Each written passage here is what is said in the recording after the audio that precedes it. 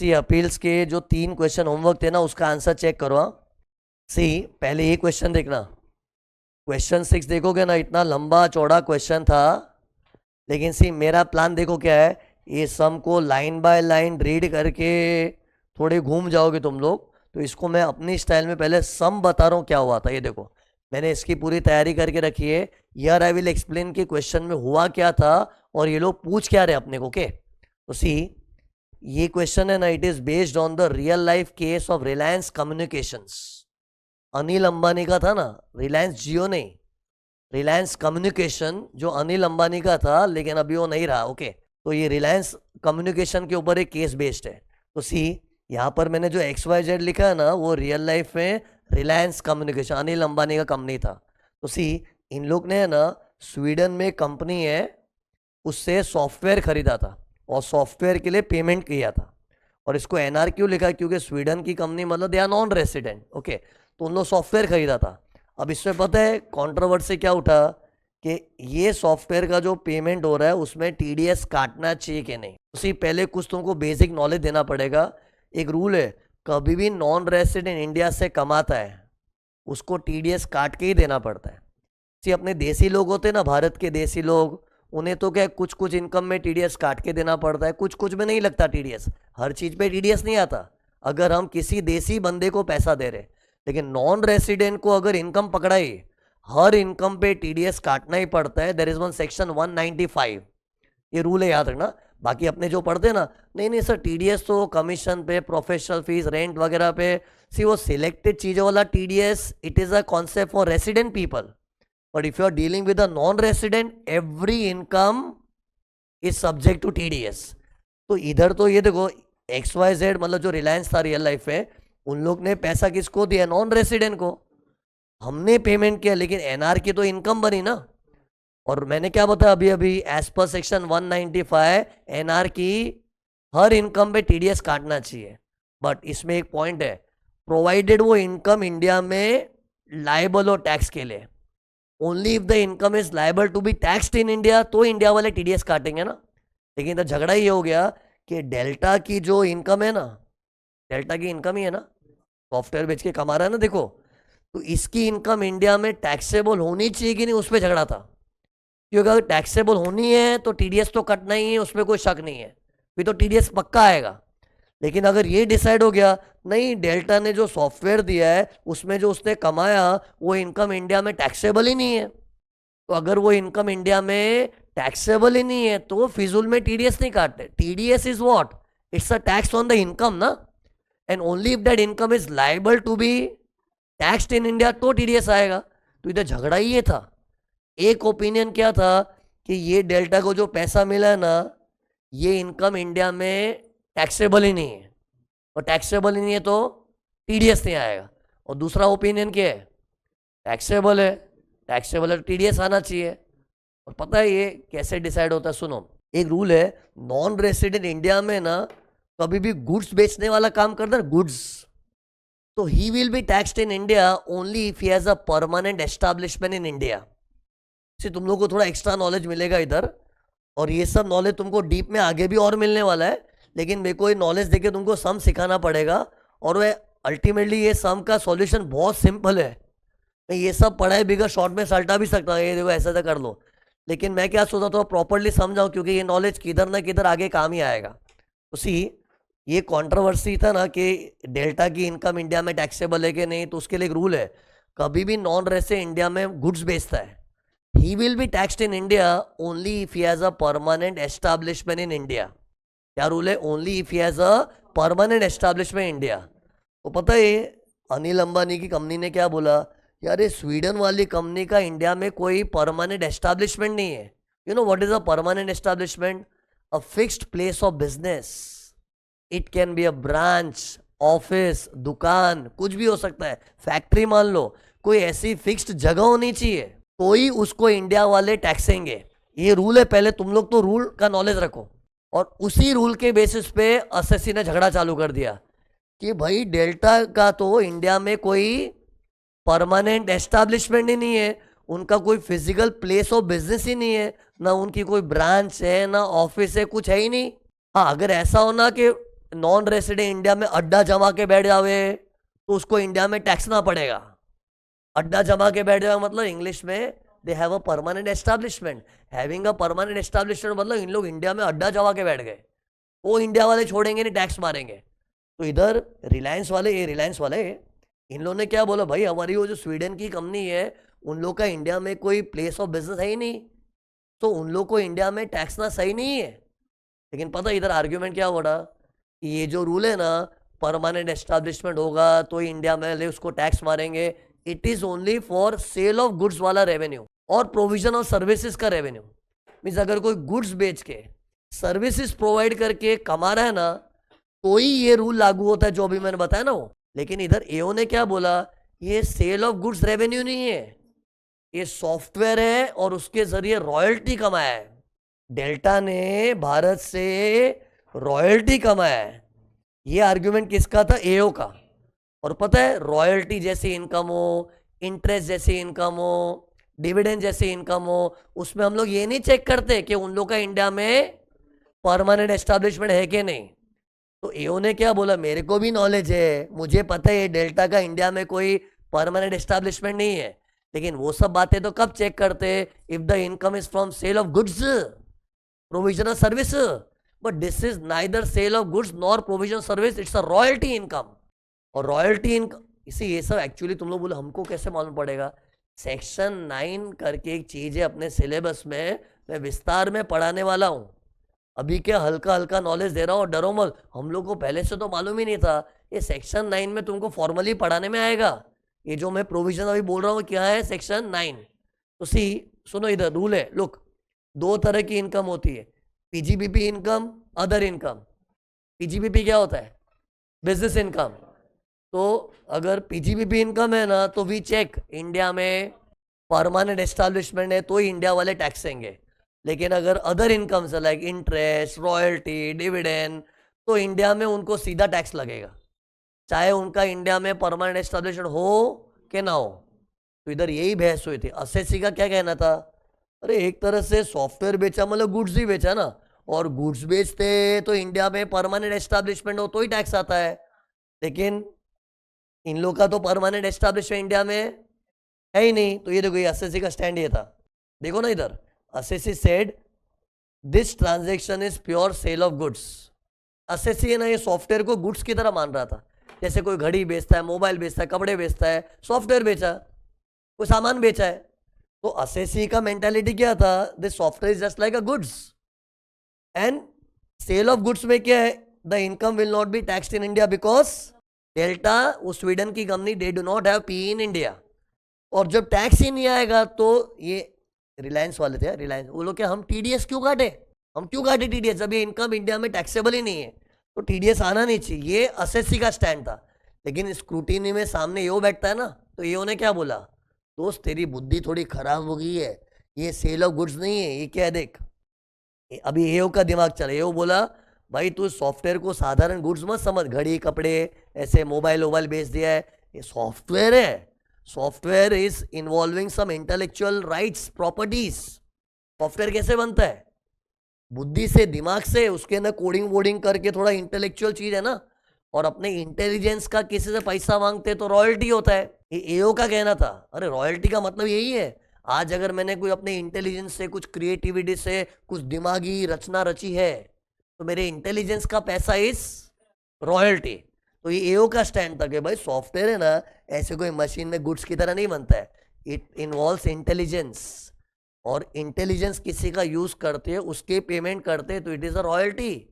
तो ये एओ का स्टैंड था। और रॉयल्टी इनकम में ना सेक्शन 9 जो है ना लॉ में, वो ऐसा नहीं बोलता कि इंडिया में पीई होगा तो ही टैक्स देंगे, पीवी होए, सॉरी पीई होए कि ना होए, उसको इंडिया वाले टैक्स मारेंगे। ओके, ये कंडीशन है ना, जो पी होगा तो इंडिया में टैक्स लगेगा, it is only for sale of goods और provisional service revenue. But AO बोल रहे हो, I am not calling this a sale of goods और provisional service, it's a royalty transaction. And royalty, interest, dividend transaction में we don't check what PE है कि नहीं, तो वो तो टैक्स आना चाहिए, ये एओ का कहना था। और टैक्स आना चाहिए तो टीडीएस भी काटना चाहिए। और ये XYZ कौन था, रिलायंस वाले, तुमने टीडीएस नहीं काटा तो उसका जीना आराम कर दिया। ये झगड़ा हुआ था, ये देखो। तो according to AO the income is taxable even if the NR has no P in India and it is subject to TDS. TDS आना चाहिए, ये झगड़ा चल रहा था। तो पहले झगड़ा समझा क्या है। तो सी, इसमें राइट कौन है रॉन्ग कौन है बाद में बताऊंगा मैं तुमको। फिर ये झगड़े में आगे क्या हुआ मालूम है, एओ ने तो अपने हिसाब से ऑर्डर पास कर दिया। सी, कभी बहस होती तो अल्टीमेटली एओ ही अपनी टांग ऊपर रखेगा ना। तो एओ ने क्या किया, ऑर्डर पास कर दिया कि भाई तुमने रॉयल्टी का टीडीएस नहीं काटा, ये गलत किया है, ऐसे ऑर्डर पास कर दिया। एसएससी को खराब लगा। एसएससी बोल रहा है, एसएससी कौन था इधर, रिलायंस वाले अनिल अंबानी, बोले किस बात का इस पे टीडीएस आता ही नहीं है। उन लोग को तो ये स्टैंड था, तो उन लोगों ने अपील की। अपील कहाँ करते, सीटा में। तो सीटा ने उसके फेवर में जजमेंट दिया, not because of Anil Ambani था। सीटा को भी लगा हाँ यार ये तो यार कोई गुड्स बेचा हुआ ट्रांजेक्शन है, और कोई गुड्स बेचता तो इंडिया वाले कब टैक्स देंगे, अगर इंडिया में पी है तो इधर तो पी नहीं है, तो इस पर टैक्स नहीं, टीडीएस नहीं आना चाहिए। मतलब सीटा ने एसएससी के फेवर में जजमेंट दिया, एसएससी जीत गया, यस।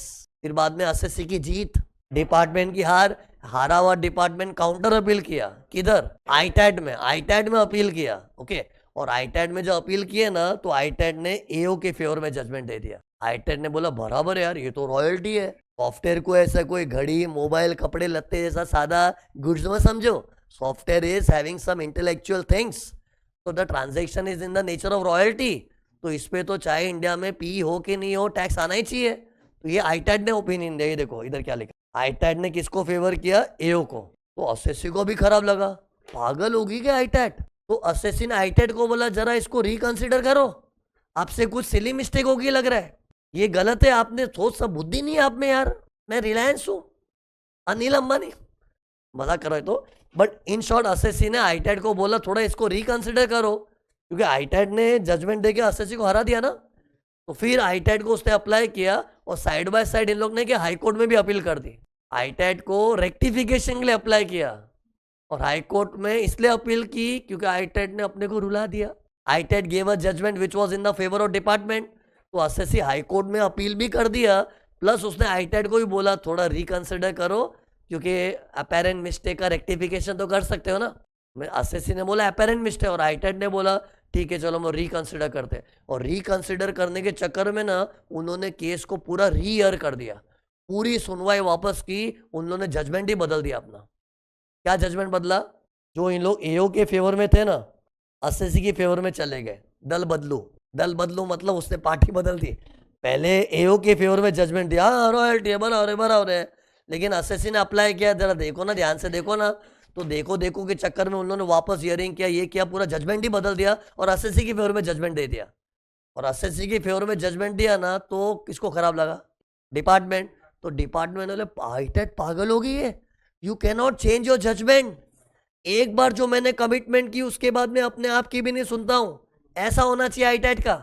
तुमने जजमेंट देके जजमेंट बदल कैसे दिया। तो इस बात का सीन खड़ा कर दे किसने, डिपार्टमेंट ने। तो फिर फाइनली कंक्लूजन क्या आया कि आईटैट ने बहुत गलत किया, दे कैन नॉट रिव्यू। तो सी इधर क्वेश्चन में यही पूछा है आईटैट ने जो अपना जजमेंट बदला वो सही है कि गलत है, गलत है। उसी इतनी लंबी कहानी है, लेकिन शॉर्ट में पॉइंट तुमको पढ़ाया हुआ था किधर, पोस्टर के अंदर आर था, पोस्टर में आर क्या था, रिव्यू एंड रेक्टिफिकेशन। चलो कोई अपेरेंट मिस्टेक है, सिली मिस्टेक है, मतलब जिससे कोई जजमेंट नहीं बदल रहा है, अरे यार silly mistake, that is okay. इधर तो एक बार जजमेंट ऐसा दिया, फिर जजमेंट ही पलटी हो गया, पूरा जजमेंट चेंज कर दिया, तो रिव्यू है, वो तो अलाउड ही नहीं है।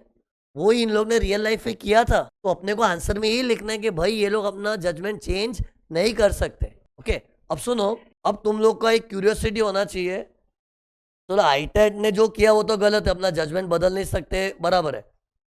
पर सर इधर एक्चुअली सही क्या है, मतलब ये चीज को रॉयल्टी बोलना नहीं बोलना डिपेंड करता है। ओके सी, आज अगर मैं तुमको है ना एमएस ऑफिस का सॉफ्टवेयर देता हूँ, अरे माइक्रोसॉफ्ट वर्ड एक्सेल, वो सॉफ्टवेयर तुमको बेच रहा हूँ, तो यूज करते रहो, then it's a sale of goods, क्योंकि you are getting the right only to use it, not to further sell it, copy it and do it further. See आज सॉफ्टवेयर मतलब जैसे अपने ऑफिस में होता है ना वो यार एमएस ऑफिस वगैरह, वर्ड एक्सेल वगैरह, तो वो भी हम लोग सॉफ्टवेयर खरीदते, लाइसेंस्ड कॉपी भी खरीदते हैं, लेकिन वो सेल ऑफ गुड्स होता है। क्यों, कि उसमें अपने को जो सॉफ्टवेयर मिला है अपने को अपने सेल्फ यूज के लिए मिला है, उसको हम लोग कुछ चेंज करके वेरीफाई करके उसको बेच के कॉपी करके अपने धंधा थोड़ी कर सकते, अपने यूज के लिए मिलता है। तो ऐसा होता है ना, then it's a sale of goods. But अगर रियल लाइफ में क्या होता है, मैं रिलायंस को जो सॉफ्टवेयर मिला था, रिलायंस को वो सॉफ्टवेयर ऐसा था ना, उसमें इन लोग को पूरा प्रोग्रामिंग का कोड होता है ना, वो तक मिला था। उनको ये राइट्स भी मिला था कि इसका जो सोर्स कोड होता है, सोर्स कोड मतलब कोई भी सॉफ्टवेयर बनता है ना, उसमें पहले कोडिंग करते हैं, वो कोडिंग भी दे दिया था, उसको तुम चेंज कर सकते हो, मतलब इसको तुम कॉपी करो, वेरीफाई करो, मॉडिफाई करो, जो करना है करो। ऐसा खाली यूज करने को ही नहीं दिया था। सी दो चीज, सॉफ्टवेयर खाली यूज ही करने मिल रहे हैं तो किसी ने गुड्स बेचा, सामान बेचा है। लेकिन रिलायंस के केस में एक्चुअली क्या हुआ था, उनको जो सॉफ्टवेयर मिला था वो खाली यूज करने तक उनका राइट सीमित नहीं था, यूज के अलावा मॉडिफाई कर सकते। एक्चुअल ऐसा बोला था, सोर्स कोड मिल गया था। सोर्स कोड मतलब प्रोग्रामिंग का पूरा लैंग्वेज ही दे दिया था। आप इसके अंदर चेंज करके सॉफ्टवेयर को मॉडिफाई कर सकते हो, अपग्रेड कर सकते हो, कॉपीज बना सकते हो, बेच सकते हो, जो करना है कर सकते हैं। फिर तो अपने को किसी ने कॉपीराइट जैसा दे दिया है, देन इट इज रॉयल्टी। और एक्चुअली रॉयल्टी था रियल लाइफ में। लेकिन क्वेश्चन इसमें नहीं बना है ना, क्वेश्चन बच्चों को ये थोड़ी पूछ रहा है, बच्चे बताना है रॉयल्टी है कि नहीं, वो नहीं पूछ रहा है। इधर बच्चों में कौन सा नॉलेज टेस्ट किया रहा है, आईटेड ने जो अपना जजमेंट बदला वो सही है कि नहीं वो बोल तू, बाकी दुनियादारी छोड़। हमको ये नहीं तेरे को पूछना है कि रॉयल्टी है कि नहीं, ये तो मैं तुमको आउट ऑफ क्यूरियोसिटी तुमको माइंड में आएगा इससे बता रहा हूं कि रियल लाइफ में रॉयल्टी था, रियल लाइफ में रॉयल्टी था और ये ही सही था। क्यों रॉयल्टी था, बिकॉज ये सॉफ्टवेयर बहुत ऐसे नहीं कि सॉफ्टवेयर लेके हम खाली यूज ही करेंगे, जैसे अपने ऑफिस में सॉफ्टवेयर टैली वैली का होता है, अपने तो खाली यूज ही करते, वैसा नहीं था। अपने को सॉफ्टवेयर मिला, उसके साथ एडिशनल राइट्स मिले। Apart from using the software, we were having the rights to modify the software, further make copies and sell. So many other rights were there. So it was in the nature of royalty in real life. Anyways, but वो सब exam में मत लिखने है ना, वैसे भी question पूछे हुए एग्जाम में कि रॉयल्टी माना जाएगा कि नहीं, तब ये नॉलेज डालो। बट इधर क्या पूछा था, जो भी कहानी थी आईटेड ने सही किया है क्या, नहीं, जजमेंट बदलना सही नहीं है। Anyways, the what is the conclusion in this question, ITAT ने जो किया गलत किया। ये देखो इधर सी, मैं तुमको है ना कुछ वर्ड्स बताना चाह रहा हूँ जो तुम लोग को समझ नहीं पाएंगे। ये देखो ऐसा, लुक हियर, इधर है ना ये डट्टा करके लिखा था ना, सी देयर आर सर्टन वर्ड्स जो तुमको बताना। ये क्या होता है, डबल टैक्सेशन अवॉइडेंस एग्रीमेंट। सी ये दो कंट्रीज के बीच में एग्रीमेंट बनता है, वो एग्रीमेंट में भी इन लोग लिखते हैं कि भारत वाला स्वीडन वासी को तभी टैक्सेगा जब स्वीडन वाले लोगों का भारत में पीई हो। ऐसा डबल टैक्सेशन एग्रीमेंट्स में लिखते हैं लोग। See DTAA is double taxation avoidance agreement, it's an agreement between two countries. तो वो कंट्रीज लोग एग्रीमेंट बनाते, उसमें टर्म्स लिखते हैं कि इंडिया तो हमारे स्वीडन के बंदे को टैक्स कब मारेगा, अगर इंडिया में परमानेंट एस्टैब्लिशमेंट हो, खास करके गुड्स और सर्विस बेचने का रेवेन्यू हुआ। हाँ, बाकी रॉयल्टी इंटरेस्ट वगैरह हुआ तो डायरेक्ट टैक्स मारो, ऐसे टर्म्स लिखे हुए। तो क्या है, असेसी ने क्या वो लिया पॉइंट कि देखो इंडिया स्वीडन के बीच में एग्रीमेंट है, वो एग्रीमेंट में भी लिखा है कि इंडिया वाला तभी टैक्स देगा जब उन लोग का इंडिया में पी हो, लेकिन उनका तो इंडिया में पी नहीं है, बोले ऐसा कुछ लिखा हुआ इधर। तो आई एम जस्ट टेलिंग यू कि डट्टा क्या होता है, उसमें भी टर्म्स लिखे होते हैं कि एक देश दूसरे देशवासी को कब टैक्स कर सकता है, कब नहीं कर सकता। ओके, ये 10% क्यों लिखा है मालूम है, 10% रॉयल्टी इनकम पे टीडीएस ही है, लेकिन वो पहले था, आज की तारीख में अभी 20% हो गया। ये जो रॉयल्टी वॉयल्टी जैसी चीज़ होती है ना, फॉरेन वाले इंडिया से रॉयल्टी कमाते, उसमें पहले टैक्स ही 10% लगता था, टीडीएस भी 10% था, अभी वो फिलहाल 20 हो गया है। लेकिन डरो मत, ये सब तुम लोगों को कब पढ़ाने में आएगा, एक एनआर टैक्सेशन करके अलग चैप्टर है। तुमको अभी लगेगा ये सब मुझे पता नहीं, you are not even expected to know, this is early, थोड़ा मैं अर्ली स्टेज पे बता रहा हूँ। आई एम जस्ट सेइंग कि 10% जैसा वो रिलायंस का जब केस हुआ अनिल अंबानी का, उस वक्त रॉयल्टी पे 10% टैक्स ही था, तो एओ ने बोला भाई 10% देखो टीडीएस काटना था, ऐसा एओ ने बोला। एओ का तो वही स्टैंड था ना पहले, फिर बाद में देखो क्या लिखा था। हाँ, ये वर्ड बताना था, देखो सी मैं कुछ कुछ वर्ड्स बता रहा हूँ जिसके शायद तुम लोग मीनिंग नहीं समझे होंगे। इधर क्या लिखा था, ट्रिब्यूनल अपेल्ड, अपेल्ड का मतलब सपोर्टेड। सी स्टार्टिंग में आईटैड ने क्या किया था, ओरिजिनली आईटैड क्या किया था, एओ के फेवर में गया था ना, वो बाद में उसने दल बदल ली, दल बदलो बोला था ना, लेकिन पहले तो उसने एओ के फेवर में था, और एओ का फेवर करना मतलब आईटेट अपहेल्ड, सपोर्ट किया, ये अपहेल्ड करना मतलब सपोर्ट। ये कहीं लिख के रख देना चाहिए तुम लोग को ये। तो ये अपहेल्ड, ये अब पढ़ो देखो, tribunal upheld the order pass by AO, मतलब एओ ने जो किया उसको फेवर किया, उसको सपोर्ट किया। ओके, फिर और कौन सा वर्ड था, नहीं, हाँ ये मिसलेनियस एप्लीकेशन। सी हम लोग आईटेट में रेक्टिफिकेशन के लिए रिक्वेस्ट करते हैं ना, अरे था ना पोस्टर है, आईटेट रिव्यू नहीं कर सकते, रेक्टिफिकेशन तो कर सकता है, लेकिन रेक्टिफिकेशन तो कब कोई सिली मिस्टेक हो तो ना, तो रेक्टिफिकेशन एप्लीकेशन जब करते हैं ना रियल लाइफ में उसको मिसलेनियस एप्लीकेशन बोलते हैं। मतलब ये वर्ड है ना एम आई इंग्लिश में डाल दिया वैसा नहीं है, ये ऑफिशियल टर्म है। whenever they write miscellaneous application it means rectification application, means assessee तो रेक्टिफिकेशन के नाम की एप्लीकेशन किया था, लेकिन आईटेट रेक्टिफिकेशन तो छोड़ रिव्यू ही कर दिया। ये देखो लिखा है ना, दे रीहर्ड द एंटायर अपील, रीहर्ड मतलब पूरा केस वापस खोल के री हियरिंग की। ओके, एंड रिकॉल्ड, यही आईटेट से बड़ा पाप हुआ था। री हियर करना, रिकॉल करना, रिव्यू करना, सब एक ही वर्ड है, रट लो ना please. To rehear, to recall, to review, all are same, मतलब क्या है, जजमेंट बदला, तो वो गलत था। इधर रिट पेटिशन जैसा भी लिखा था, इसके बारे में नॉलेज दूंगा क्या होता है। सी मैंने ना मेन में ऐसे वर्ड बताया जो मुझे पता है बच्चा शायद वो समझ ना पाएगा, वो वर्डिंग्स भी तो समझना चाहिए, पेपर में अपने को वर्ड ही नहीं समझा तो क्या आंसर डिलीवर करेंगे। ओके, ये देखो क्वेश्चन 9 सुनो, ये पूरे पैराग्राफ की कहानी मैं अपनी ड्राइंग के थ्रू पेश कर रहा हूँ। ये देखो क्वेश्चन 9 में क्या था, एक असेसी था, बहुत दुखी था, इतना दुखी था कि उसको दुख सहन नहीं हुआ तो उससे अपील किया। किसको किया होगा, सीटा को, और सीटा में भी हार गया। ये देखो वापस साइड है, और सीटा में हारते तो आगे कहाँ जाते, आईटैट। ये ऐसे ही मैंने साइड में टाइम लिमिट लिखा, सीटा में अपील करने टाइम क्या 30 दिन, आईटैट में 2 महीना, पता है कि नहीं ये सब यार। फिर आईटैट में भी हारा असेसी, हार ही रहा लगातार। ओके, तो आईटेट में जब वो हारा ना तो आईटेट को उसने बोला सर आपने जजमेंट तो दिया, मुझे बहुत ही बकवास लगा, जरा इसको रेक्टिफाई करो ना, मे भी आपसे कुछ सिली मिस्टेक हो गई है। उसने रेक्टिफिकेशन एप्लीकेशन किया। ये देखो वापस आईटेट के पास गए, देख रहे यूटर्न मार के गया। ये देखो पहले आईटेट में गया था, रोया, फिर वापस यूटर्न मार के आईटेट के पास ही गया कि उसको रेक्टिफाई करो। इसको बोलते हैं उसने मिसलेनियस एप्लीकेशन फाइल किया, लैंग्वेज याद रखो। ओके, और आईटेट ने रेक्टिफाई भी नहीं किया, बोले नहीं करने का यार। मेरे को था आईटेट में रेक्टिफाई करने का टाइम लिमिट क्या था, 6 मंथ्स। आईटेट के ऑर्डर में कुछ भूल चूक होती है ना, अपेरेंट मिस्टेक, तो 6 महीने में हम लोग उसको रिक्वेस्ट करते, अप्लाई इन 6 महीना, रिप्लाई का कोई टाइम नहीं है। तो हो सकता है इन लोग ने वो 6 महीने के टाइम में अप्लाई किया होगा और रिप्लाई आया, लेकिन नेगेटिव रिप्लाई आया। अभी भी असेसी सैड है, दिख रहा है असेसी सैड है। फिर असेसी ने क्या सोचा, अब मैं हाई कोर्ट जाऊंगा। और एक्चुअली तो पता है हाई कोर्ट जाने का टाइम क्या होता है, 120 डेज फ्रॉम आईटेट जजमेंट। और आईटेट का जजमेंट तो देखो ये दिन ही आ गया था। पहली बार जब असेसी रोया था ना, वो आईटेट के जजमेंट से तो रोया था, और जिस दिन आईटेट का जजमेंट है उसके ताबड़तोड़ विद इन 120 डेज में हाईकोर्ट अप्रोच करना चाहिए। लेकिन उन लोग क्या आईटेट के साथ ही टाइम पास कर रहे थे, जजमेंट दिया, रेक्टिफिकेशन यही करो, तो उस चक्कर में हाईकोर्ट में जाने का 120 दिन आगे निकल गया।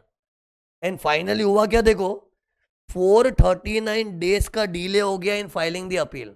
डिले क्यों हुआ मालूम है कि नहीं, सी आईटेट का जजमेंट आने के बाद तुरंत हाईकोर्ट में नहीं गए ना, देवर ट्राइंग, चलना हाईटेट में ट्राई मार के देखते ना, अपने रेक्टिफिकेशन के लिए एप्लीकेशन करते, शायद उन्होंने कुछ चेंज कर दिया, ये कर दिया।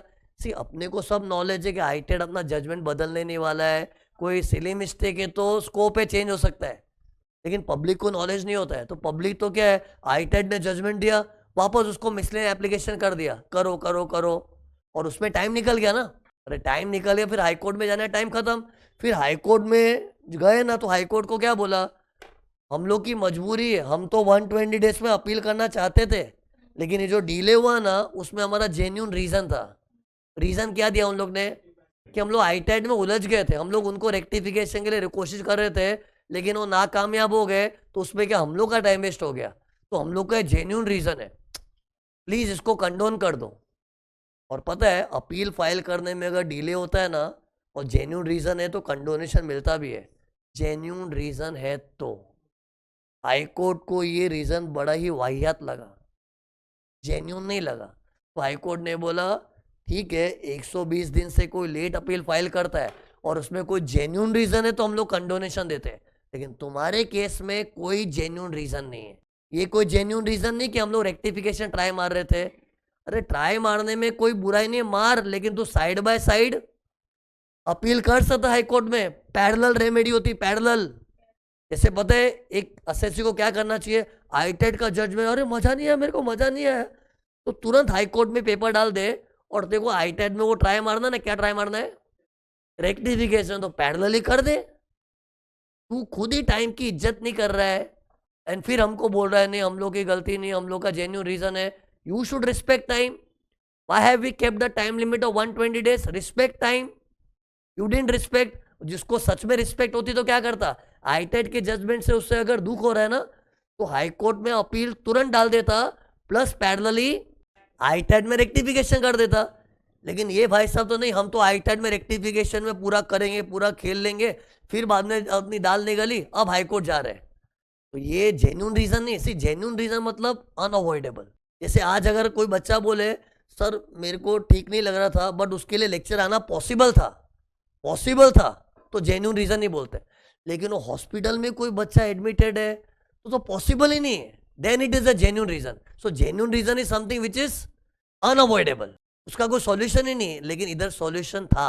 क्या सॉल्यूशन था कि जब उन लोगों ने आईटेट को रेक्टिफिकेशन एप्लीकेशन किया, पैरेलली हाई कोर्ट में अपील कर सकते थे, तो पॉसिबिलिटी थी ना, तुमने एक्सप्लोर नहीं की, तो it is not a genuine reason. जैसे बच्चा मेरे क्लास में नहीं आ पा रहा तो घर बैठे लाइव देख सकता, पॉसिबिलिटी है ना, फिर भी बोले नहीं नहीं मेरे को नहीं पड़ा, तो फिर जेन्यून रीजन नहीं लगता ना। तो इधर क्या था, हाई कोर्ट ने कंडोनेशन का मना कर दिया, क्या बोल के, ये जेन्यून रीजन नहीं है, तो एसएससी भड़क गया, सुप्रीम कोर्ट में चला गया। सुप्रीम कोर्ट को बोला भाई ये क्या है, मेरा कंडोनेशन रिजेक्ट क्यों किया? तो सुप्रीम कोर्ट ने बोला पागल हो तुम लोग, ऐसे थोड़ी कंडोनेशन मिलता है। माना कि लॉ बोलता है कि due to genuine reason delay होता है तो वी कैन कंडोन, पर तेरा जेन्यून रीजन है, मतलब सुप्रीम कोर्ट में भी हार गया। फाइनली कंक्लूजन क्या है, was high court right in not condoning? They were right, because SSC did not deserve condonation, because his delay in filing the appeal was not due to genuine reason, and his reason was not genuine because he had the option of parallelly filing his papers in high court, but नहीं किया, तो it's not a genuine reason. उसको condonation नहीं मिला, मतलब सही है, SSC गलत है, पागल है वो। ये भी रियल लाइफ की घटना है, स्पिनेकॉन, एसएससी का नाम है स्पिनेकॉन। ये देखो स्पेलिंग देखो, ऐसा दिखता है इंग्लिश में, Spinecom India private limited. Spinecom India private limited में रियल लाइफ में ऐसा हुआ था। ठीक, ये भी कुछ नई चीज नहीं है, मैंने तुमको बताया था ना कि अगर अपील फाइल करने में डिले होता है and if the delay is due to genuine reason, underline genuine reason, then they will condone, but here it was not a genuine reason, इससे कंडोनेशन नहीं मिला। अब देखो मैंने क्वेश्चन तो सिखा दे, लेकिन इधर कुछ वर्डिंग्स को लेके डाउट आ सकता है। ये देखो ये 260A क्या लिखा है मैं, हाई कोर्ट में अपील करने का सेक्शन 268A है। सुनो एक से मैं तुमको है ना ये अपील के चैप्टर में कुछ कुछ जगह सेक्शन नहीं बताए थे ना, ऊपर ऊपर सुनो ना। सीटा की थियरी 246A से 251 में दी है, याद नहीं रखना है, नॉलेज के लिए। आईटैट की थियरी 252 से लेके 255 तक है। हाई कोर्ट की थियरी का सेक्शन है 260 capital A 260 capital B। Supreme court 261 262। ये सेक्शंस मैं तुमको बताए नहीं थे बिकॉज लेस इंपॉर्टेंट। फिर 262 गया 263 264 पढ़ाया था मैं तुमको, रिवीजन था ना। ये अभी क्यों बता, क्योंकि इधर लिखा 260 है, मतलब हाई कोर्ट में अपील करने का सेक्शन है। तो इन लोग 439 डे से लेट हुए, वो हाई कोर्ट में अपील करने में लेट हुए, ऐसा लिखा है। फिर ये क्या लिखा था ना, लिमिटेशन एक्ट। लिमिटेशन एक्ट बोलता है कि अगर कोई टाइम की लिमिट की कदर ना कर पाए और उसमें बेचारा जेन्यून रीजन लेके बैठा है, तो टाइम की लिमिट लेके खड़ूस मत हो जाओ, थोड़ा लेट गो कर दो। अरे ये जो रूल है ना कंडोनेशन मिलता है, ये कंडोनेशन मिलता है ना, उसका एक अलग से एक्ट ही है, लिमिटेशन एक्ट 1963। उसमें क्या लिखा है, if a person has a genuine reason for filing the appeal beyond the prescribe time, then condonation देना चाहिए। एंड फिर देखो वापस मिसलेनियस एप्लीकेशन लिखा, मतलब क्या होता है, रेक्टिफिकेशन था ना। एसएससी इधर रेक्टिफिकेशन ट्राई मारा था, लेकिन उसमें टाइम वेस्ट हो गया। तो उसमें एसएससी का गलती नहीं है, तो ट्राई मारने में थोड़ी कोई गलती है, लेकिन side by side high court में अपील कर देना था, वो नहीं किया ना। तो बस अभी तो हाँ। और ये क्या लिखा, ऑल्टरनेट रेमेडी। ऑल्टरनेट रेमेडी क्यों लिखते, सुनो इधर, आईटेट से मैं दुखी था ना, तो मेरा मेन रेमेडी तो क्या है, हाई कोर्ट के पास जाओ, बट मैंने ऑल्टरनेटली आईटेट को ही वापस दिया। जरा देखो, और शायद आपसे कोई सिली मिस्टेक और रेक्टिफिकेशन, तो दो रेमेडी तो ऑल्टरनेट बोलते हैं ना। तो एसएससी क्या बोला, अरे मैं हाई कोर्ट में आ जाता but I was busy in alternate remedy. SSC क्या बोला, मैं हाई कोर्ट में आ तो जाता, मुझे भी पता हाई कोर्ट आना होता है, मुझे भी 120 दिन का ज्ञान है, लेकिन मैं ऑल्टरनेट रेमेडी में उलझ गया था। लेकिन ये रीजन वैलिड नहीं है। तू ऑल्टरनेट रेमेडी में उलझ गया तो उलझ ना, लेकिन साइमल्टेनियसली हाई कोर्ट में पेपर डालना था ना, क्यों नहीं किया। जो चीज पॉसिबल थी फिर भी नहीं करोगे तो उसको जेन्यून नहीं बोलते। तो कंक्लूजन क्या है, ये देखो, whether delay can be condoned, no. किस ग्राउंड्स पे, because they were busy in alternate remedy, तो उस कारण से, अरे क्वेश्चन में नहीं है whether delay can be condoned, answer is no, because the delay of 439 days is not due to genuine reason, so it cannot be condoned. Okay, anyway सिखा तो दिया ही था, लेकिन क्या सेंटेंस वाइज है, वर्डिंग्स भी समझना पड़ता है। तो ये क्वेश्चन 9 हो गया। ओके, अब है ना अगले क्वेश्चन में जाने के बाद है ना, इस वक्त एक तुमको ऐसी जनरल पॉइंट बता रहा हूं। बहुत बार क्या है, जनरल पॉइंट चल रहा है, एसएससी को है ना बहुत ऐसा लगता है धरती पे अन्याय हो रहा है मेरे साथ, तो उसमें कॉन्स्टिट्यूशनल रेमेडी यूज कर सकते हैं। कॉन्स्टिट्यूशनल रेमेडी करके तुमको नॉलेज देना चाह रहा हूँ। व्हेनेवर एसएससी फीस मेरे साथ नाइंसाफी हो रही है, भारत की धरती पे रहता हूँ, भारतीय नागरिक हूँ, तो मेरे साथ इंसाफ होना चाहिए। एंड व्हेनेवर यू फील कोई भी लॉ वाले लोग तुमसे इंजस्टिस कर रहे हैं, तो you can complain to high court और सुप्रीम कोर्ट। ये देखो, जैसे एग्जाम्पल दे रहा हूँ, अभी मैं एक क्वेश्चन खत्म हो, जनरल बात कर रहा हूँ। ये देखो, जैसे ये था ना 264 सेक्शन, याद है 264 में मैं सीआईटी सीसीआईटी के पास गया और उसने मेरा मदद नहीं किया, बाद में दी एंड हो गया। अरे दी एंड है ना। इधर एसएससी को बुरा क्यों लग रहा है कि इधर सीआईटी सीसीआईटी ने बहुत ही इलॉजिकल बिहेवियर दिखाया। He could have helped me but his behaviour was very abnormal, और मेरी मदद नहीं की और मेरा धन दी एंड हो गया इधर। तो इधर उसको लग रहा है यार मैं एकदम हेल्पलेस हूं। तो कभी भी किसी भी एक्ट में तुमको हेल्पलेस फील होता है ना, you can use constitutional remedy. मतलब क्या होता है ना, हम लोग हाई कोर्ट को सीधा लेटर डालेंगे, उसको बोलते हैं रिट पिटीशन। क्या बोलते हैं, रिट पिटीशन। और हाई कोर्ट में अगर नहीं चला तो सुप्रीम कोर्ट में जाएंगे, उसको बोलते हैं स्पेशल लीव पिटीशन। तो ये वर्ड है ना, writ petition, special leave petition, these are words used in constitution of India. But constitution of India को कब इन्वोक करेंगे, जब कोई पर्टिकुलर एक्ट तेरा साथ नहीं दे रहा है। क्योंकि भारत में जितने भी एक्ट है ना, वो बच्चे, उनका बाप कौन है, constitution of India, it's the father of all laws. तो सी इनकम टैक्स लॉ में सेक्शन 264 है ना, वो बोलता है कुछ नहीं हो सकता, दी एंड। तो इनकम टैक्स लॉ की क्या औकात, उसका पप्पा कौन है, कॉन्स्टिट्यूशन। तो हम लोग कॉन्स्टिट्यूशन ऑफ इंडिया का रेमेडी यूज करेंगे कि माना कि इनकम टैक्स लॉ में लिखा दी एंड, बट मेरा दी एंड नहीं होना चाहिए था, क्योंकि मेरे साथ सीआईटी सीसीआईटी ने ढंग से व्यवहार नहीं किया था। ढंग से व्यवहार नहीं किया ना, उसको इंग्लिश से क्या बोलते हैं, they didn't follow the principles of natural justice. Justice करने के कुछ सिद्धांत होते हैं कि कोई दुखी है तो उसकी सुनो, ये करो वो करो, लेकिन उनके कोई प्रिंसिपल सिद्धांत ही नहीं है, जस्टिस करने ही नहीं आता। मैं एप्लीकेशन किया, वही ठुकरा दिया, नहीं करने जा, क्या करेगा, नहीं करने का। तो ये वियर्ड बिहेवियर है ना। तो ऐसा वियर्ड बिहेवियर में बेचारा एसएससी को तो क्या लगेगा, अरे यार मेरा तो दी एंड हो गया, अभी तो लाचार फील हो रहा है। तो कोई भी लॉ में तू ऐसा हेल्पलेस फील हो रहा है ना, रेमेडीलेस, क्या बोलते हैं, remediless, then you can invoke constitution of India. और उसमें दो ही स्टेज है, हाई कोर्ट में जाओ, मजा नहीं आया तो फिर सुप्रीम कोर्ट में जाओ। हाई कोर्ट में गए तो रिट पिटीशन, सुप्रीम कोर्ट में गए तो स्पेशल लीव पिटीशन। ये ऐसे जनरल नॉलेज दे रहा हूं, तो ये तुम लोग जनरलाइज कर दो। खाली इनकम टैक्स में, कंपनी लॉ में भी अप्लाई होता है। इंडिया में जितने भी एक्ट है ना, उसमें तुमको हेल्पलेस रेमेडीलेस फील हो रहा है ना, you can invoke constitutional remedy. Okay, see वो रिट पेटिशन कर सकते हैं इन लोग, जरूरी नहीं कि एक्सेप्ट करेंगे, ऐसा कोई जरूरी नहीं कि तुरंत जवाब आ जाएगा, उसमें भी टाइम लगता है. एनीवेज, मैंने ये एग्जाम्पल के लिए जरिए सीखा, लेकिन तुम लोग ये मत समझो कि 264 के लिए सर ने कुछ खास बताया. This was just an example. Okay, तो ये जनरल चीज मुझे बतानी थी, बता दी. फिर देखो एक और क्वेश्चन है, क्वेश्चन नंबर 13. सी क्वेश्चन 13 में इसकी कहानी देखो, मैं इधर देख के बताऊँ. ये कहानी देखी, क्वेश्चन 13 में देखो क्या हुआ था. लुक हियर, ये केस लॉ, ये जो क्वेश्चन है it is based on IDBI का केस. IDBI बैंक है ना, उसके बेसिस के ऊपर ये केस बना है. तो सी AY 21-22 का असेसमेंट हुआ था अंडर 143(3) और ऑर्डर, ये ऑर्डर की डेट है, ऑर्डर कब पास हुआ था, 15 जून 2022 को ऑर्डर पास हो गया था. ओके, असेसमेंट ऑर्डर डेट है. और ऑर्डर में देखो क्या हुआ था, 3 पॉइंट पर डिस्कशन हुआ था. सी जब स्क्रूटिनी होती है ना, तो मैंने क्या बोला, हर चीज खोल के नहीं बैठते, कुछ 4-5 पॉइंट के ऊपर डिस्कशन होता है. तो ये एसएससी के केस में ना 3 पॉइंट पे डिस्कशन हुआ था. गिनाऊं, 1, 2, 3. और डिस्कशन का नतीजा क्या था मैं, एक अनएक्सप्लेन क्रेडिट करके कुछ डिस्कवर किया एओ ने, उसको इनकम में जोड़ दिया. यू नो अनएक्सप्लेन क्रेडिट क्या है, मेरे बुक्स ऑफ अकाउंट्स में ना कुछ क्रेडिट है. जैसे देखो, कैश अकाउंट डेबिट तो मिस्टर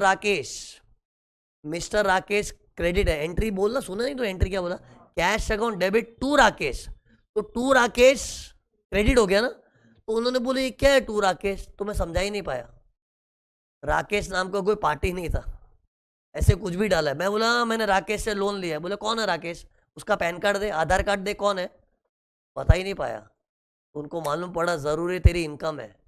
कितने लोग क्या करते, इनकम को लाइबिलिटी की तरह पेश करते. हमने तो लोन लिया उससे, एक्चुअली उसको इनकम मिली थी, लेकिन इनकम नहीं बतानी तो उसने क्या बताया, हमने राकेश से लोन लिया है, दे देंगे वापस.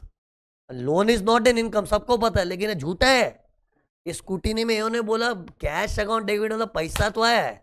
अब तू राकेश, तू बोल रहा है कि मैंने राकेश से लोन लिया है, झूठे. कौन है राकेश, उसकी मैं आइडेंटिटी ही प्रूव नहीं कर पाया, तो इसको बोलते अनएक्सप्लेन्ड क्रेडिट. उसको इनकम मान लिया कि तू भले बोलते रहे मैंने राकेश से लोन लिया, लेकिन तू झूठा है कि ये तेरी इनकम, इसको टैक्स मारेंगे. तो ऐसा करके ऐड कर दिया. ओके, फिर 3 मैटर पे चर्चा हुई थी ना. ये मैटर में तो एसएससी के बैंड बज गए. दूसरे में क्या था, 2 एक्सपेंडिचर के ऊपर डिस्कशन हुआ था, लेकिन एओ ने अलाउ कर दिया. डिस्कशन क्या हुआ होगा कि नेट प्रॉफिट में लेस हो, तो एसएससी तो लेस करके लाया था, लेकिन वो चलाना है कि नहीं, तो एओ ने चला लिया. ठीक है, चल मेरे को तो डाउट हुआ था, लेकिन expenditure P I will allow, QR भी उसने अलाउ कर दिया और ऑर्डर पास कर दिया. फिर थोड़े टाइम के बाद 147 में केस रीओपन हुआ.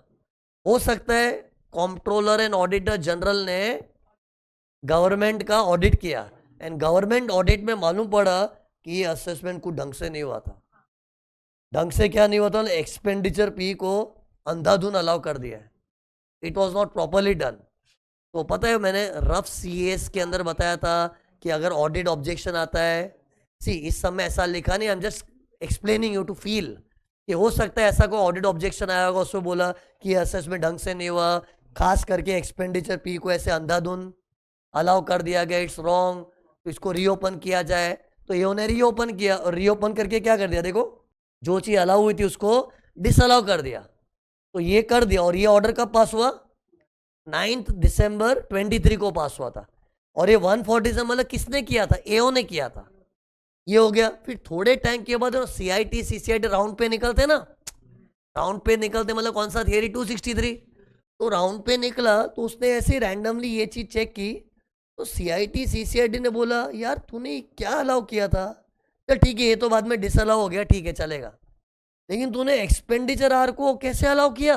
ये CIT जब राउंड पे निकला, एओ को ताने मारा कि तूने अलाउ कैसे किया, this is erroneous, prejudicial to government. Tell me the government को प्रीजुडिस कैसे पहुंचा. अरे कुछ अलाउ करना मतलब प्रॉफिट चौटा हो गया, प्रॉफिट चौटा तो टैक्स कम, एसएससी के मजे, लेकिन गवर्नमेंट को नुकसान हुआ. तो इस बात का सीन खड़ा कर दिया किसने, CIT CCIT, और वो 263 का तलवार लेके आ गया है. तो टेल मी इसके लिए 263 कर सकते हैं. कर सकते कि नहीं? 263 कर तो सकते ही है।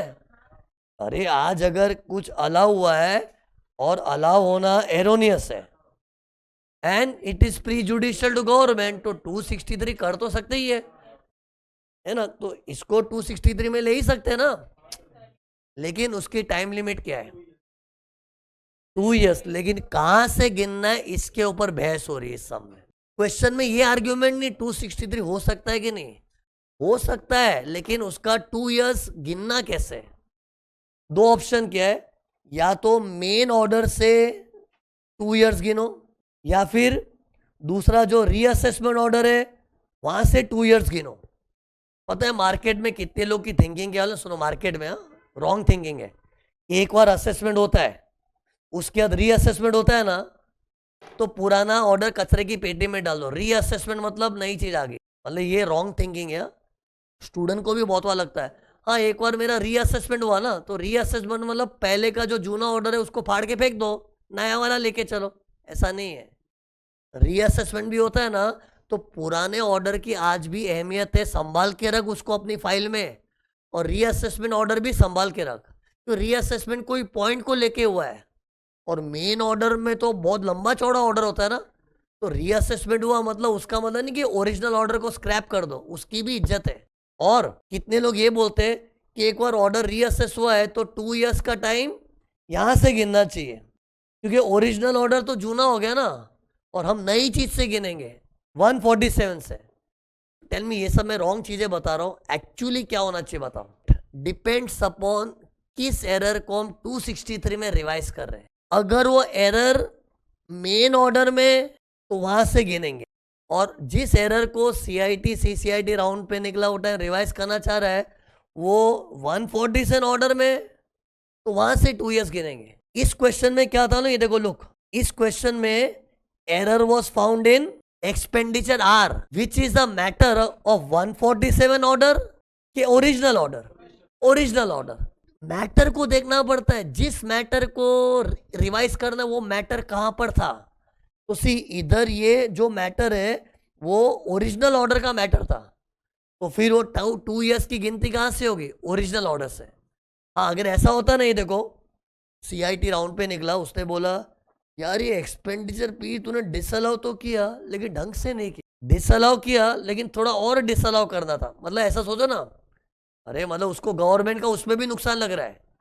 अरे अलाउ चीज की डिसअलाउ की मतलब नेट प्रॉफिट में ऐड बैक हो गया, लेकिन CIT राउंड पे निकला तब क्या बोला, ये तूने डिसअलाउ तो किया लेकिन ढंग से नहीं किया, तूने वर्किंग बराबर नहीं किया, मतलब जितना ज्यादा ऐड होना चाहिए उतना नहीं किया। मतलब इसी के अंदर कुछ नुक्स निकाल रहा है। नुक्स क्या छोड़ो ना, पॉइंट इज इसी के अंदर वो कुछ नुक्स निकाल रहा है ना, तो 2 years का time limit should be counted from ये वाला डेट। बट इस समय ऐसा नहीं था, इस समय तो क्या था, CIT CCIT राउंड पे निकला ना, he was wanting to revise the error in expenditure R, जो ओरिजिनल ऑर्डर का मैटर था। कंक्लूजन क्या देखो ना, 2 years की गिनती मेन ऑर्डर से भी हो सकती है, रीअसेसमेंट ऑर्डर से भी हो सकती है। इट डिपेंड्स अपॉन मामला क्या है, जिस चीज को सुधारना है वो मामला ओरिजिनल ऑर्डर का है तो वहां से गिनेंगे। लेकिन 147 ऑर्डर के अंदर कुछ ऐसा मैटर था, उसी को रिवाइज करना है तो वहां से गिनेंगे। तो टेल मी इधर 2 years कैसे गिनूं फिर? ये देखो ओरिजिनल ऑर्डर, क्योंकि अपना ये matter was a matter of original order, और यहां से गिनो, इधर एंड ऑफ द ईयर से गिनो, क्या आ रहा है? 31 March 25 आता है। 31 March 25 मतलब ये देखो कैसे गिना मैंने। इस साल का एंड क्या होता है पहले बताओ? 31 March 23 होता है, एंड ऑफ द ईयर है ना, तो 15 जून 22 मतलब and of the year 31 March 23, plus 2 साल जोड़ोगे तो 31 March 25 आ गया। तो मतलब लेटेस्ट 31 March 25 से होना चाहिए, लेकिन हुआ क्या था में 17 अगस्त को 263 वाला ऑर्डर पास हुआ। टेल मी इस 17 अगस्त विद इन टाइम के टाइम के बाहर निकल गया है। अगस्त है, अगस्त मार्च के बाद आता है। मतलब एक्चुअली IDBI का केस था ये। सुन, IDBI के केस में CIT CCIT ने 263 का कागज बना भी दिया, मैंने बना कैसे बनाते, वो वाइटिंग लगा के नया कागज बनाते, ऐसा एक्टिंग किया था ना, वो नया कागज बना भी दिया, लेकिन उस पे उंगलियां उठी, उस पे पॉइंट आउट किया ये गलत है। क्यों गलत निकला? क्योंकि उसने 17 अगस्त 25 को किया, which is with in 2 years के आफ्टर 2 ईयर्स, तो ये गलत हुआ था।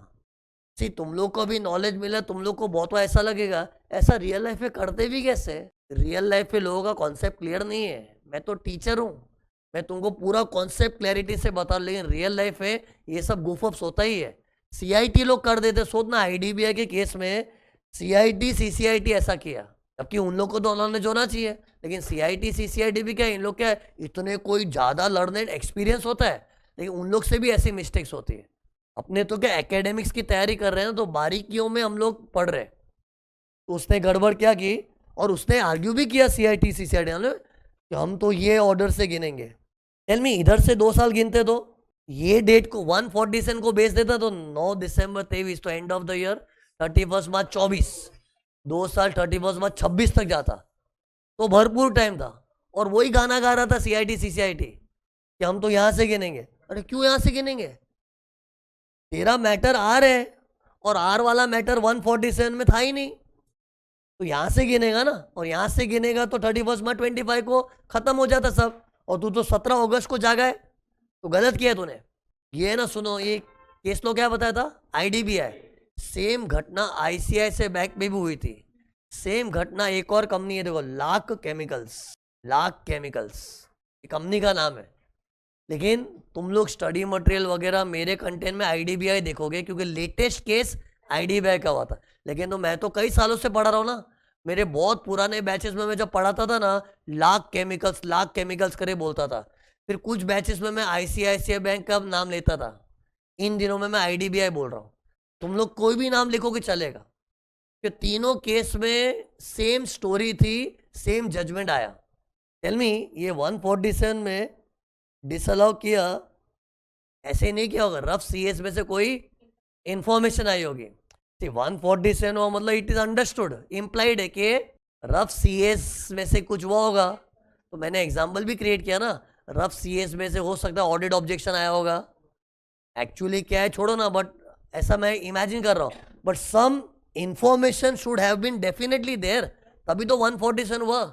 और 147 को क्वेश्चन भी नहीं कर रहा है कि सही था गलत था, हुआ था, चलना तेरे को क्या करना, हुआ था। तू इस पे ध्यान दे कि 263 सही वक्त पे हुआ है कि गलत हुआ है। वो गलत हुआ है, क्योंकि 263 में हम एक्सपेंडिचर आर को छेड़ना चाह रहे हैं, जो मेन ऑर्डर का पॉइंट था, तो वहां से गिनोगे तो 31 मार्च 25 है, और उसके बाद हो रहा है तो टाइम बाढ़ हो गया। ओके, सी ये 263 का भी एक्शन कुछ एरर होगा, इसलिए हुआ होगा। मेरे को बताओ, 147 करना है तो what should be the reason? Rough CS में से कुछ इंफॉर्मेशन मिली एस्केपमेंट की, है ना। अब सुनना, 263 करने वाले ने क्या सोचा होगा, आईसीसी में से कुछ हुआ है।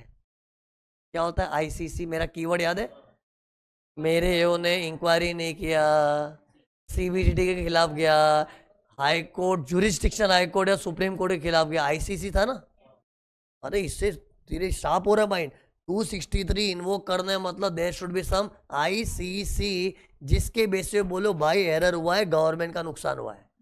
और 147 जब होता है मतलब रफ सीएस में से कुछ तो हुआ है। एनीवे, मैं एक्स्ट्रा बात कर रहा हूँ, क्या बार बार अलग अलग टोन से बोल बोल के, क्या अपने दिमाग में री इन्फोर्स हो रही कुछ चीजें। ओके, तो ये खत्म हो गया question number 13। Okay, error main order में तो मेन ऑर्डर से गिनो, अगर 147 में एरर है तो वहां से गिनो। तो क्या बोल रहा है सर, ये तो 147 में एरर है ना, कि 147 में एक्सपेंडिचर पी को ही डिसअलाउ किया, आर को क्यों छोड़ दिया, आर को क्यों छोड़ दिया? अरे आर को छोड़ा, उसके लिए कुछ इंफॉर्मेशन नहीं थी, और 147 ढंग से नहीं किया, कोई एरर नहीं है। 147 होने के बाद भी बहुत बार अपने सेटिस्फेक्शन नहीं मिलता, ढंग से नहीं किया है, तो that is not an error. उसके माइंड में क्या, हम ये भी तो बोल सकते 147 ढंग से नहीं हुआ था। अरे ढंग से नहीं हुआ था, बट वो डील तो खाली एक्सपेंडिचर पी से किया था ना, मतलब उसके माइंड में समझना क्या आ रहा है कि एक्सपेंडिचर आर को उस वक्त क्यों नहीं ले लिया, किसमें 147 में। अरे कुछ इंफॉर्मेशन नहीं होगी। अरे गवर्नमेंट क्या, जब तक कुछ हाथ में नहीं आता उन लोग कुछ कर भी तो नहीं सकते ना। वो तो आज लग रहा है, आज तू CIT राउंड पे निकला, आज लग रहा है यार जिस वक्त 147 हुआ था उस वक्त लगते हाथ आर को भी सल्टा देते ना। वो तो बाद में तो सब लगता है, वो तो बाद में तो तुमको भी रियलाइज होगा 2-3 एग्जाम देने के बाद। यार पहली बार ही पढ़ लिया होता तो सब खत्म हो जाता ना यार। ऐसे बोलना ही बहुत चीप लग रहा है थोड़ा। I know you will pass in first attempt, but कहने का मतलब बाद में तो सब मालूम ही पड़ता है ना यार। तो सी ये कोई बात नहीं है यार, एक्सपेंडिचर आर जब डिसअलाउ होना ही है तो पहले ही हो जाता 147 में, नहीं हुआ तो 147 में गड़बड़ हुई है तो 147 को बेच देंगे, ऐसा नहीं है। 147 में ध्यान नहीं आया होगा टाइम, अलाउ होके कहाँ पड़ा है, आर वाला एक्सपेंडिचर अलाउ होके कहाँ पड़ा है, ओरिजिनल ऑर्डर में बैठा है तो उसका ठिकाना ओरिजिनल ऑर्डर है, तो वहां से 2 years गिनना पड़ेगा। ओके, तो this was question number 13। Okay, तो सारे होमवर्क खत्म हो गए। तो इसके साथ ही अपना क्या अपील्स का चैप्टर टोटली दी एंड हो चुका है। अब है ना एक समरी जैसा कुछ दे रहा हूँ तुमको, ये देखो ये हो गया ना क्वेश्चन, और इसके सम में वर्डिंग्स में ऐसा कुछ स्पेशल नहीं था, तो इसका यही देख लो, नहीं तो मैं सम भी रीड करके बता रहा सम के अल्फाज कैसे है ना। अब देखो एक अच्छा समरी दे रहा हूँ, ये जोरदार समरी, मतलब अभी से लेके स्टार्टिंग से लेके अभी तक मैंने जो कुछ भी पढ़ा है ना सब एक चीज़ में पैक हो जाएगा। ओके, मैं जब पहला लेक्चर आया था तुम लोग के सामने मैंने बातें किससे चालू की थी, रिटर्न से। ओके, तो इसका फ्लो चार्ट देखो, सबसे पहले लोग रिटर्न भरते हैं, रिटर्न भरते तो उसमें तरह तरह के जो खुद से टाइम पे भरते, वॉलेंट्री होता है, लॉस वाले लोग कैरी फॉरवर्ड करना, लॉस रिटर्न होता है, belated return, revise return, defective return, है ना, अपडेटेड रिटर्न, तरह तरह के रिटर्न होते हैं। फिर रिटर्न फाइल होने के बाद क्या होता है, असेसमेंट। हाँ, इन बिटवीन इंक्वायरी भी होता है 142 वाला, वो ठीक है।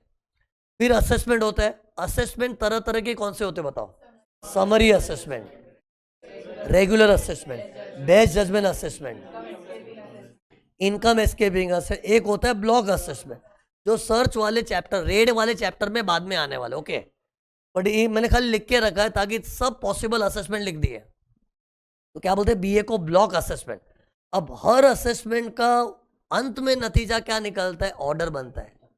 ऑर्डर होता क्या, computation of income, computation tax, लेकिन समरी असेसमेंट में ऑर्डर दी इंटीमेशन आता है। तो एक बार समरी को बख्श दो, बाकी सब में एंड में एक ऑर्डर पास होता है। ऑर्डर का सेक्शन नंबर बोलो, रेगुलर असेसमेंट का सेक्शन नंबर 143, ऑर्डर का section, best judgement 144, income escaping 147, block assessment बाद में आएगा, और समरी असेसमेंट का सेक्शन 143(1) है। ओके, अब मेरे को सबकी टाइम लिमिट बताओ, मेरे साथ रहो ना, ये पूरा फ्लो चार्ट खुलेगा, मतलब अच्छा रिकैप हो जाए in different style. Summary assessment का इंटीमेशन का टाइम क्या है, 9 months from the end of the year in which return is filed. Return file किया उस साल के एंड से। फिर regular assessment, best judgement assessment का ऑर्डर का time 12 months from the end of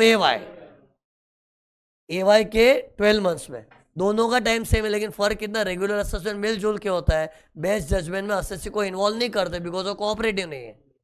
फिर इनकम एस्केपिंग असेसमेंट का ऑर्डर कितने टाइम में पास होता है, 12 months from and of the year in which notice under section 148 was received by the assessee, उतने time में 147 ऑर्डर पास होता है। ओके, फिर ये ब्लॉक असेसमेंट तो बाद में आएगा। फिर ये देखो ऑर्डर पास होने के बाद ऑर्डर के साथ क्या क्या हो सकता है, एक ऑर्डर के साथ क्या क्या हो सकता है। सी ये तो ऑर्डर पास हुआ है, फिर पास हुआ ऑर्डर, उसके बाद ऑर्डर में और क्या चेंजेस आ सकते हैं। तो see all possible things are written here. Order के साथ ये देख रेक्टिफिकेशन हो सकता है, अरे मैं क्या रिसर्च कर रहा हूं, ऑर्डर के साथ क्या क्या हो सकता है। तो ऑर्डर के साथ रेक्टिफिकेशन हो सकता है अंडर सेक्शन 154, बट उसकी शर्त क्या है, there should be some apparent mistake which should not lead to argument, not debatable, very obvious thing, तो 154 हो सकता है। ओके, फिर और क्या हो सकता है, रीअसेसमेंट हो सकता है, मतलब ऑर्डर पास हो गया उसके बाद दोबारा भी पास हो सकता है। मे बी उनको कुछ रफ CS में से इंफॉर्मेशन मिले जिससे मालूम पड़ा कि हमने ऑर्डर पास तो किया लेकिन ढंग से नहीं किया, और ढंग से नहीं किया तो उसको रीअसेस भी करते हैं, तो that is called reassessment under section 147। But इसकी शर्त क्या है? There must be some information in the form of rough CS। See हर एक्टिविटी का कोई कंडीशन भी है। रेक्टिफिकेशन करेंगे तो there must be apparent mistake. Reassessment करना है तो there must be some information due to rough CS, है ना। फिर और एक ऑर्डर के साथ और क्या हो सकता है? रिवीजन हो सकता है। जैसे एक ऑर्डर एओ ने पास किया, CIT CCID राउंड में निकला और उसमें कुछ एरर था, प्री जुडिशियल टू गवर्नमेंट, तो 263 हो सकता है। सी हो तो सकता है, लेकिन हर चीज होने की शर्त बताओ। 263 ऑर्डर के साथ कब हो सकता है? अगर एरोनियस ऑर्डर है, pre judicial to government. Error मतलब क्या? ICC। ये बहुत अच्छी चीज है, पहले बता रहा हूँ। 154 करने के लिए अपेरेंट मिस्टेक होना चाहिए। रीअसेसमेंट 147 के लिए रफ CS वाला इंफॉर्मेशन होना चाहिए।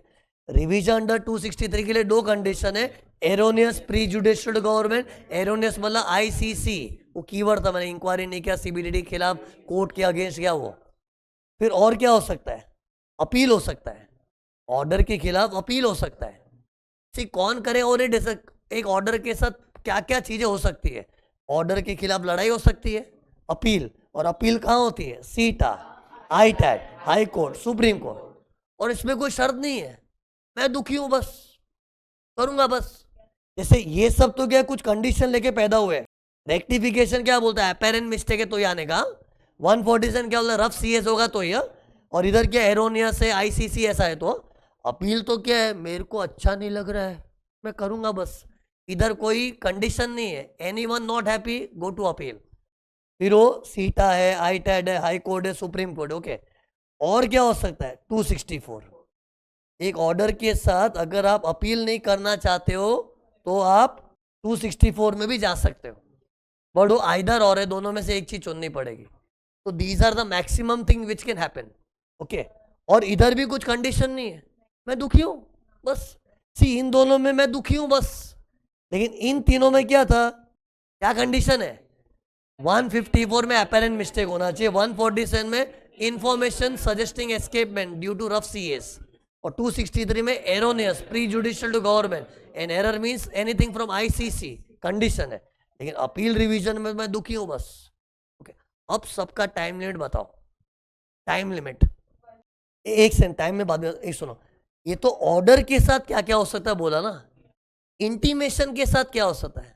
इंटीमेशन का तो खाली रेक्टिफिकेशन ही हो सकता है। जो रिवाइज करने वाले होते हैं ना बच्चे, उनको 154 की लैंग्वेज भी याद होगी।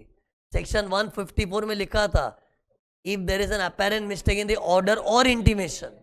सी इंटीमेशन जो सॉफ्टवेयर से आता है ना बैंगलोर से, तो उसमें अपेरेंट मिस्टेक हो सकता है, तो उसमें रेक्टिफिकेशन। बट इसमें कोई झगड़ा झगड़ी तो नहीं होता ना, तो इंटीमेशन का तो रेक्टिफिकेशन जैसा ही कुछ हो सकता है। इसे देखो एक ही एरो इधर बना है ना। अब सबके टाइम लिमिट क्या है बताओ? इसका ओन मोशन है तो 4 years, अप्लाई करेगा तो 4 साल में अप्लाई, 6 महीने में रिप्लाई। फिर इसका टाइम 147 करना है तो 4 स्टेप है। स्टेप 1 में टाइम था 3 years और 5 years। स्टेप 2 का 3 years 3 months, 5 years 3 months। Step 3 में 143 2 भेजते 3 years, सॉरी गलती से 3 months from the end of the year में रिटर्न इज फाइल्ड। फिर 147 ऑर्डर 12 महीना from the end of the year in which notice under 148 was received by the assessee. तो इधर multiple time limits है, क्योंकि 147 करने के लिए 4 पड़ाव क्रॉस करने पर 4 स्टेप्स है। फिर 263 में 2 years from the end of the year in which order containing error was pass.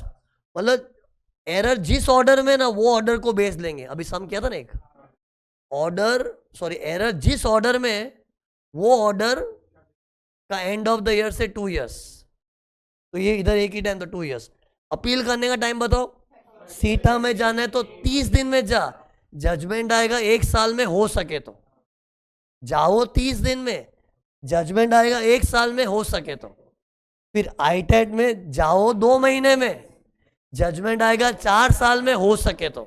और ITAT का जजमेंट आया, उसमें रेक्टिफिकेशन करना है तो 6 महीने में हो सकता है ओन मोशन, और अप्लाई करना है तो 6 महीने में apply, no time prescribe for reply.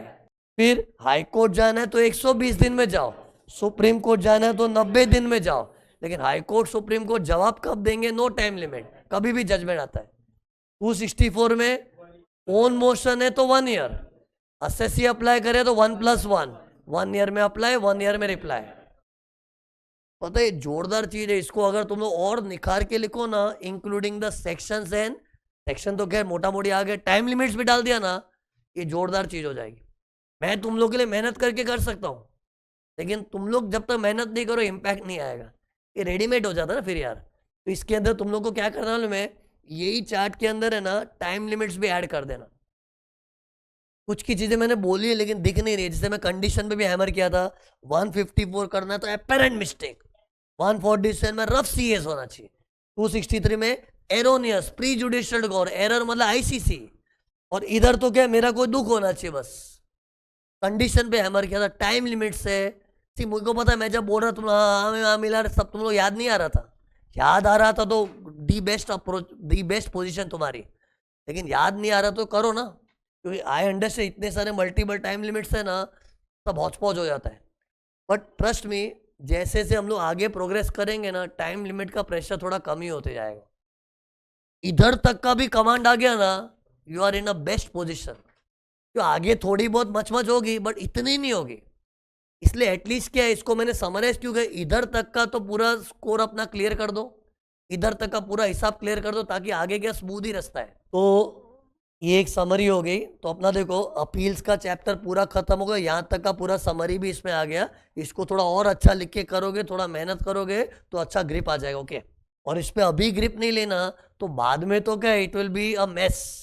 अभी क्या थोड़ा बहुत किसी ने सिखाया हुआ है ना, तो उसके ऊपर थोड़ा फिनिशिंग टच दे दोगे ना तो चीज पक्की हो जाएगी। नहीं तो अगर इसको अभी लूज छोड़ दिया ना, सब बिखर जाएगा बाद में। देख लो, चॉइस तुम्हारी है। तो ओवर दिस